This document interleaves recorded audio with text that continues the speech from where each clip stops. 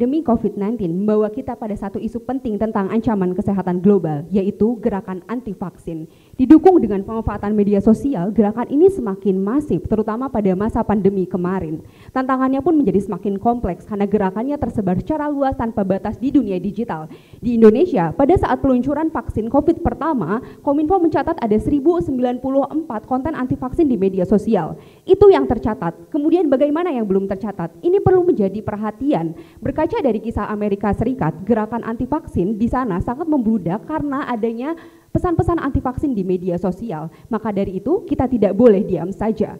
Karena gerakan anti-vaksin sangat persisten untuk muncul setiap kali pandemi terjadi. Bayangkan jika Indonesia kembali mengalami pandemi dan PR kita masih tetap sama, yaitu mengatasi persoalan anti-vaksin, apa yang akan terjadi? Ancaman kesehatan akan semakin kompleks. Melalui partisipasi dan interaksi aktif selama 8 bulan dalam grup penolakan vaksin di Facebook, saya menelaah gerakan anti-vaksin di media sosial dari perspektif komunikasi.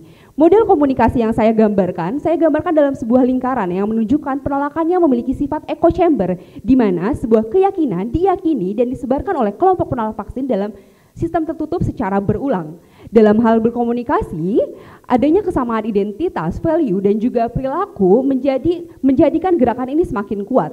Semakin rendah gap persepsi, maka semakin tinggi ikatan yang terbangun. Ditemukan 3 konstruksi identitas dalam penolakan vaksin, yaitu politik, agama, dan kesehatan. Penolakan karena politik dan agama bersifat sangat kuat, dan penolakannya sangat aktif. Sementara individu yang menolak dengan alasan kesehatan cenderung pasif dan mudah berubah. Namun menariknya, masifnya informasi terkait penolakan secara berulang menyebabkan mereka yang bergabung dengan alasan kesehatan penolakannya menjadi kuat. Ini didukung dengan fitur ajaib dari media sosial. Adanya kemudahan akses, komunikasi berbasis teks, anonimitas, dan juga kemudahan akses dimanapun menjadikan mereka lebih mudah membagikan pendapat dan menjalin relasi sehingga gerakan ini semakin masif.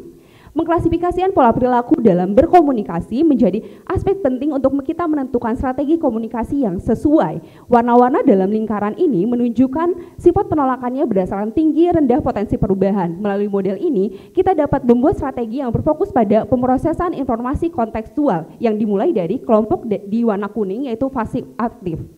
Pengelolaan pesan dan pemrosesan informasi menjadi kunci dalam komunikasi. Dengan itu, lingkungan informasi yang sehat akan membantu mempercepat Indonesia yang sehat dan bebas ancaman kesehatan. Saya Fatia dari Magister Ilmu Komunikasi, salam sehat, salam berkarya.